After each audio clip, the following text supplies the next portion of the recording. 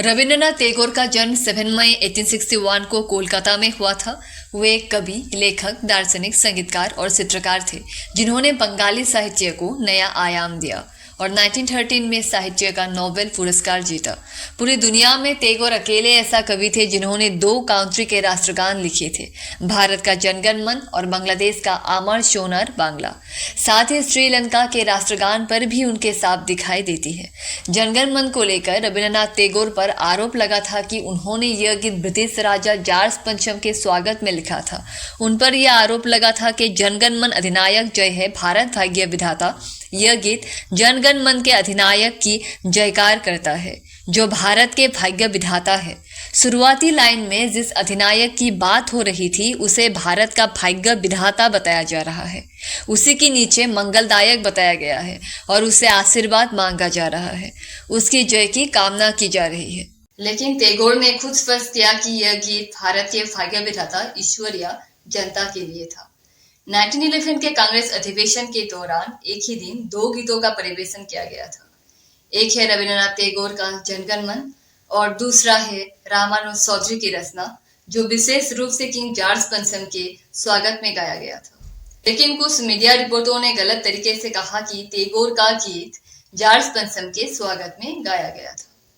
नृत्यप्रिय घोष अपनी बुक रविन्द्रनाथ टैगोर और pictorial biography में लिखते हैं, रविन्द्रनाथ टैगोर के एक मित्र ने सम्राट जॉर्ज पंचम के दिल्ली दरबार के मौके पर उनके सम्मान में एक गीत लिखने का आग्रह किया था। लेकिन 1937 और 1939 में रविन्द्रनाथ टैगोर ने जॉर्ज पंचम के सम्मान में इस गीत लिखने के अनुरोध को ठुकरा दिया था, क्योंकि वे किसी राजा नहीं बल्कि सभी व्यक्तियों के हृदय पर राज करने वाली शक्तियों के सम्मान में ये गीत लिखा था।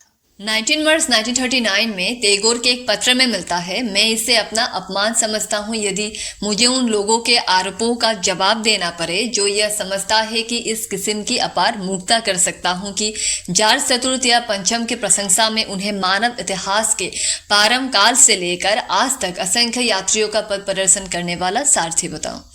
अब सवाल उठता है, असंख्य यात्रियों का पथ प्रदर्शन करने वाला यह सारथी आया कहाँ से? अब तक हम जिस जनगण मन को जानते हैं उसमें भाग्य विधाता, अधिनायक और मंगलदायक का जिक्र है, सारथी का नहीं।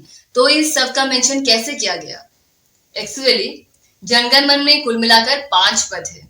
राष्ट्रगान में केवल पहला पद लिया गया है और वो 5 पद कुछ इस प्रकार है।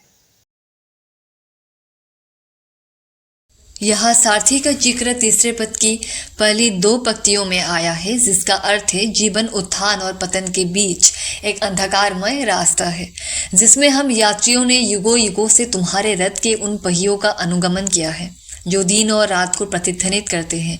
और इसी पद में आगे इस सारथी को जनगण पथ मार्गदर्शक कहा गया है। इस पद को अगर देखा जाए तो रविन्द्रनाथ सही साबित होते हैं, क्योंकि कोई भी राजा युगों युगों तक किसी प्रजा का पथ प्रदर्शक नहीं हो सकता।